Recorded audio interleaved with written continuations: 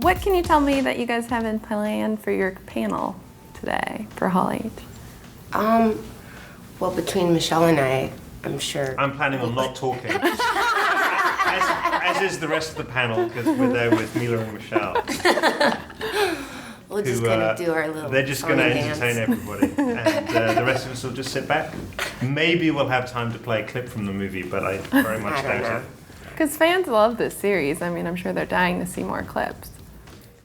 We're showing a pretty good clip, and it's a work in progress. But I figure, the Comic-Con audience is a very educated audience. So if in terms of movie making, so if there's any audience you can kind of show some unfinished visual effects to, it's this audience. I would love to just cut to the audience at Comic-Con when you said they're this very educated audience, to see a bunch of people like dressed as hobbits, and stormtroopers, like. Hey. With, like, professors. You'd be surprised how much these cats know about science and, all sorts of other crazy subjects like mythology, ancient history. Definitely. Well, that's what they base all of their "that's bullshit, man" on. Which I have to say, I think probably you and I have more movies in that'sbullshit.com. That can't happen in reality. Hey, physically, dude. You don't fly 10 feet backwards when someone shoots you, okay? Did you look in that scene, like the watch was this way, and then you look again and it's on the other hand? Oh, stop it. No, it's true. They have like a whole thing, like continuity. I love it, but don't they have that section in the newspaper? No. Where you kind of like look for what's wrong from I'm a model. You know what I mean? I'm a former model, so we don't like to read newspapers. Oh, stop it. While we're talking about stunts and fight scenes, what do we have? Is there anything special planned for the next movie when it comes to the fight scenes? I'm sure there's lots. What can you tell me?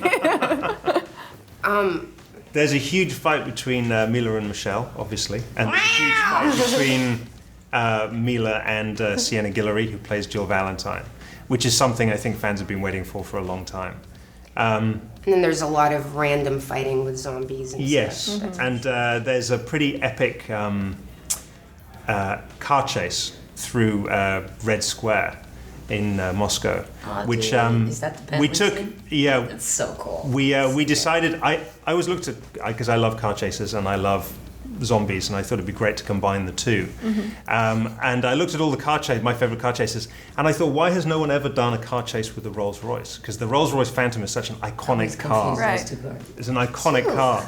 And when we started shooting it, I realized why, because they're so expensive. And of course, we had to destroy three of them while we're making the show. So I think it's something really special. And how would you say Alice's story is pushed forward with this movie? Well, Milla gets to play several different versions of the Alice character, which is something very fresh and very new. And one of them is a character that we called Suburban Alice. So she gets to show an aspect of herself that you normally wouldn't see in a Resident Evil film.